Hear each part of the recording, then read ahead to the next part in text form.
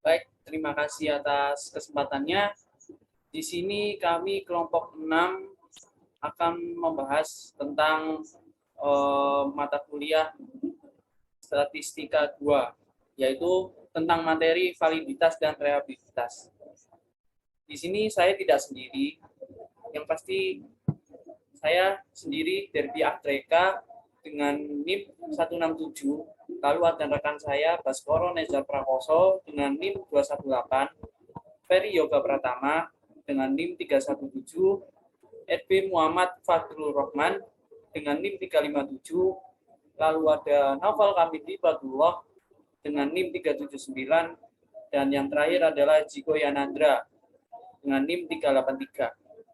Nah, di sini saya selaku perwakilan yang pertama dari kelompok 6 akan sedikit menjelaskan tentang validitas dan reliabilitas. Dalam sebuah evaluasi, alat yang digunakan digolongkan menjadi dua, yaitu tes dan non-tes. Teknik-teknik evaluasi adalah suatu percobaan yang diadakan untuk mengetahui ada dan tidaknya hasil-hasil pelajaran tertentu pada seseorang murid atau kelompok murid. Tes itu sendiri mempunyai dua bentuk, yaitu bentuk objektif, multiple choice, dan bentuk subjektif, uraian. Sebuah tes dikatakan baik sebagai alat pengukur harus memenuhi persyaratan tes, yaitu diantaranya adalah tes itu harus mempunyai tingkat validitas dan reliabilitas yang tinggi. Di samping mencari validitas soal, kita perlu juga mencari validitas. Validitas dan reliabilitas menjadi bahasan utama dalam setiap pengukuran dalam penelitian. Keduanya berfokus bagaimana menciptakan pengukuran yang terhubung dengan konstruk yang diukur. Reliabilitas dan validitas menjadi hal yang sangat penting karena konstruk pada teori sosial seringkali ambigu, membingungkan, dan seringkali tidak dapat secara langsung teramati. Semua peneliti di sosial ingin pengukuran yang mereka lakukan itu memiliki validitas dan reliabilitas yang baik. Nah, maka dari itu, apa itu validitas dan reliabilitas? Kita akan jelaskan secara singkat saja. Validitas adalah ketepatan atau kecermatan suatu instrumen dalam pengukuran, sedangkan uji reliabilitas digunakan untuk mengetahui konsistensi alat ukur. Apakah alat pengukur yang digunakan dapat diandalkan dan tetap konsisten jika pengukuran tersebut akan diulang. Nah, biasanya di uji validitas dan reliabilitas ini digunakan saat polling waktu kita di Google Form itu. Biasanya kita diminta untuk memberikan penilaian tentang apa, dan itu biasanya ada yang baik, cukup, atau kurang baik, seperti itu. Nah, untuk selanjutnya akan dibahas oleh rekan saya. Terima kasih.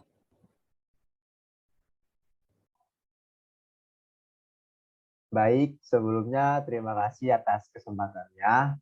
Perkenalkan, saya Naufal Kamiri Batullah dari kelompok 6 akan melanjutkan pembahasan dari rekan saya. Jadi di sini saya akan membahas tentang uji validitas dan reliabilitas. Apa sih uji validitas dan reliabilitas itu? Uji validitas dan reliabilitas itu yaitu proses audit terhadap instrumen penelitian, baik angket maupun kuesioner sebelum ke publik atau sebelum diposting. Audit yang dimaksud di sini bersifat antisipasi, preventif, bukan evaluatif, seperti layaknya pengertian audit di dunia keuangan. Kualitas hasil riset salah satunya ditentukan oleh faktor uji validitas dan reliabilitas. Validitas atau kesahihan atau keaslian menunjukkan pada kemampuan suatu instrumen. Alat pengukur, mengukur apa yang harus diukur. Seseorang yang ingin mengukur tinggi harus memakai meteran. Mengukur berat badan harus menggunakan timbangan. Jadi meteran atau timbangan itu merupakan alat ukur yang valid atau yang jelas dalam kasus tersebut. Dalam suatu penelitian yang melibatkan variabel atau konsep yang tidak bisa diukur secara langsung, masalah validitas menjadi tidak sederhana. Di dalamnya juga menyangkut penjabaran konsep dari tingkat teoritis sampai tingkat empiris atau indikator. Namun, bagaimanapun juga tidak sederhananya suatu instrumen penelitian harus valid hasilnya agar hasil tersebut dapat dipercaya. Bisa di next. Ya, terima kasih. Selanjutnya akan dibahas oleh rekan saya. Terima kasih.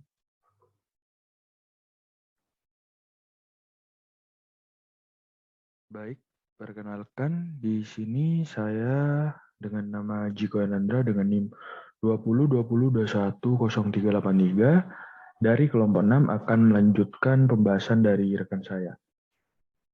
Di sini kita melihat ada 3 macam validitas, yaitu validitas rupa atau face validity. Validitas yang menunjukkan apakah alat pengukur atau instrumen Pentinegri penelitian dari segi rupanya nampak mengukur apa yang ingin diukur. Validitas ini lebih mengacu pada bentuk dan penampilan instrumen menurut penampilan instrumen. Menurut Jamaluddin Ancok, validitas rupa amat penting dalam pengukuran kemampuan individu seperti pengukuran kejujuran, kecerdasan, bakat, dan keterampilan. Yang kedua ada validitas isi atau content validity. Validitas ini berkaitan dengan kemampuan suatu instrumen mengukur isi atau konsep yang harus diukur. Ini berarti bahwa suatu alat ukur mampu mengungkap isi suatu konsep atau variabel yang hendak diukur. Misalnya tes bidang studi atau IPS atau harus mampu mengungkap isi bidang studi tersebut. Pengukur motivasi harus mampu mengukur seluruh aspek yang berkaitan dengan konsep motivasi. Dengan demikian juga untuk hal-hal lainnya. Yang ketiga ada validitas kriteria atau criterion validity. Validasi suatu instrumen dengan membandingkannya dengan instrumen pengukuran lainnya yang sudah valid dan reliable dengan cara mengkorelasikannya. Bila korelasi signifikan, maka instrumen tersebut mempunyai validitas kriteria.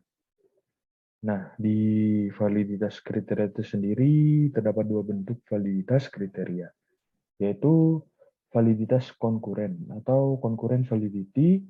Merupakan validitas konkuren adalah kemampuan suatu instrumen pengukuran untuk mengukur gejala tertentu pada saat sekarang, kemudian dibandingkan dengan instrumen pengukuran lain untuk konstruk yang sama. Selanjutnya ada validitas ramalan atau predictive validity.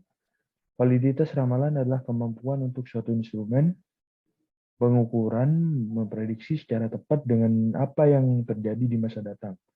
Contohnya, apakah tes masuk sekolah mempunyai validitas ramalan atau tidak ditentukan oleh kenyataan apakah terdapat korelasi yang signifikan antara hasil tes masuk dengan prestasi belajar, antara hasil tes sesudah menjadi siswa, dan bila ada, berarti tes tersebut mempunyai validitas ramalan. Ya, terima kasih. Selanjutnya akan dibahas oleh rekan saya.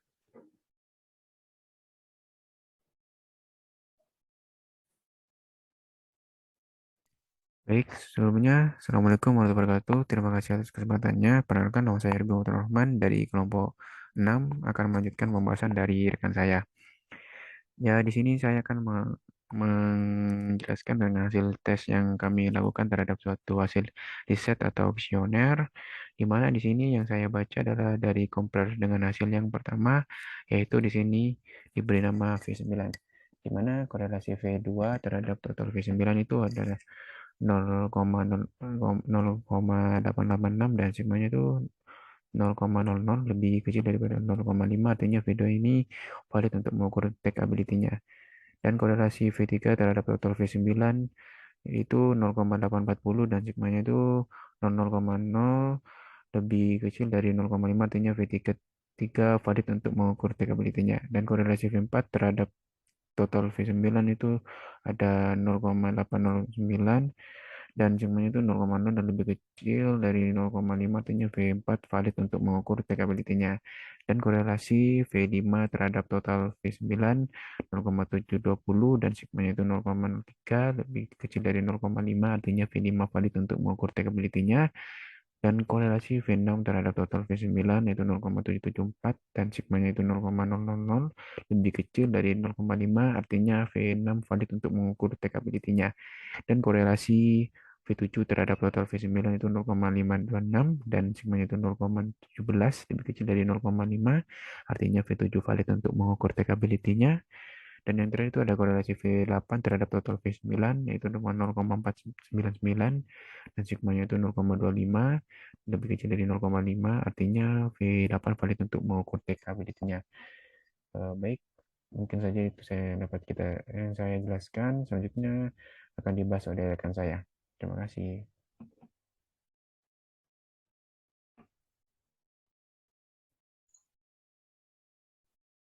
Baik, sebelumnya terima kasih atas kesempatannya. Perkenalkan saya Yoga Pratama dengan NIM 317. Di sini saya akan melanjutkan presentasi dari rekan saya.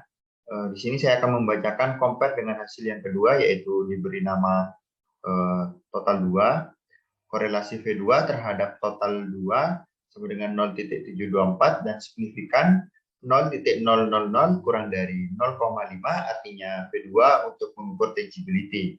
Untuk korelasi V3 terhadap total 2 sama dengan 0,765 dan signifikan 0,000 kurang dari 0,5, artinya V3 valid untuk mengukur tangibility. Untuk korelasi V4 terhadap total 2 sama dengan 0,782 dan signifikan 0,000 kurang dari 0,5, artinya V4 valid untuk mengukur tangibility. Untuk korelasi V5 terhadap total 2 sama dengan 0,727 dan signifikan 0,003 sama dengan 0,5, artinya V5 valid untuk mengukur tangibility. Untuk korelasi V6-nya sendiri terhadap total 2 0,781 dan signifikan 0,000 dan kurang dari 0,5, artinya V6 valid untuk mengukur tangibility. Untuk korelasi V7 sendiri terhadap total 2 sama dengan 0,015 dan signifikannya 0,017 kurang dari 0,5, artinya V7 valid untuk mengukur tangibility. Untuk yang terakhir, korelasi V8 terhadap total 2 sama dengan 0,499 dan signifikan 0,021 kurang dari 0,05, artinya V8 valid untuk mengukur tangibility.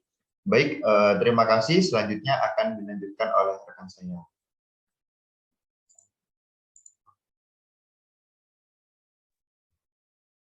Baik, terima kasih atas kesempatannya. Di sini saya akan melanjutkan dari pembahasan dari rekan saya. Sebelumnya, nama saya Baskoro Nisar Prakoso dengan NIM 2020210218. Di slide ini kita akan sedikit menambahkan pembahasan sedikit dari reliabilitas dari kedua hasil sebelumnya.